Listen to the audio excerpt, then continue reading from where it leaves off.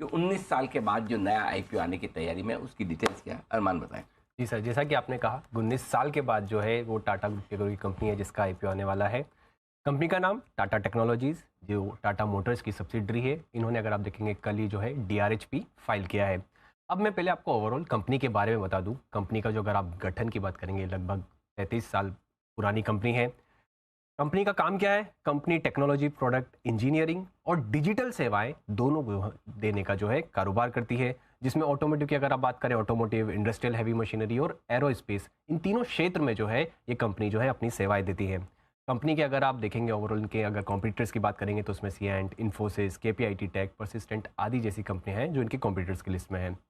अब अगर आईपीओ की अगर आप देखेंगे जो डिटेल्स डीआरएचपी में है, जिसमें अगर आप देखेंगे ओएफएस के जरिए लगभग अगर आप देखेंगे 9.6 करोड़ शेयर जो है वो बेचने वाले हैं, जो कि 23.6% जो है वो हिस्सेदारी है। टाटा मोटर्स की जिसमें लगभग 74.7, लगभग आप देखेंगे 75% हिस्सेदारी है, वो लगभग 20% बेच रहे हैं, जो कि लगभग 8 करोड़ शेयर्स हैं। वही अल्फा टेक और टाटा कैपिटल की बात करेंगे, वो भी अगर अपनी कुछ कुछ हिस्सेदारी 2% से 1% के आसपास की हिस्सेदारी जो है वो बेच रहे हैं। अब इसमें अगर आप लीड मैनेजर्स देखेंगे तो लीड मैनेजर्स में नाम है JM Financial, BofA, Citigroup आदि कंपनियां जैसे हैं, ये तीनों जो हैं इनके लीड मैनेजर होते हुए दिखे हैं। डीआरएचपी में कुछ अगर आप देखेंगे फिनेंशियल्स पर भी हाईलाइट है। अगर आप फिनेंशियल्स की बात करें तो 9 मंथ्स FY23 में कंपनी की जो कंसोलिडेटेड आई थी वो 3000 करोड़ की आई थी। वही अगर आप वाई कंपेयर करेंगे तो 16% अप है। FY22 में कंपनी की लगभग 3530 करोड़ आई थी, जो लगभग 48% बढ़कर आई है।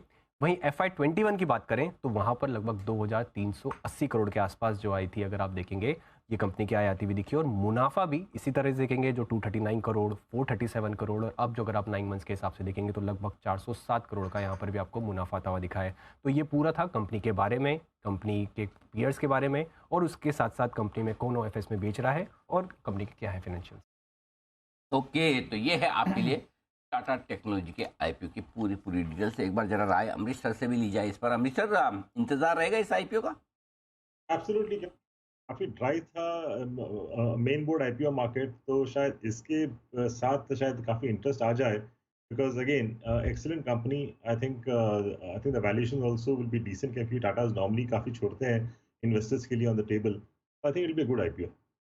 ओके, राय इस पर सिद्धार्थ जी की भी आ रही है। सिद्धार्थ जी बताएं सर। अनिल जी, जैसे मैंने पहले भी कहा था कि टाटा टेक्नोलॉजी एक मल्टी रहा है, इसके लिए बता रहा हूं। इस पे स्प्लिट और बोनस आ चुका था अभी कुछ महीनों पहले।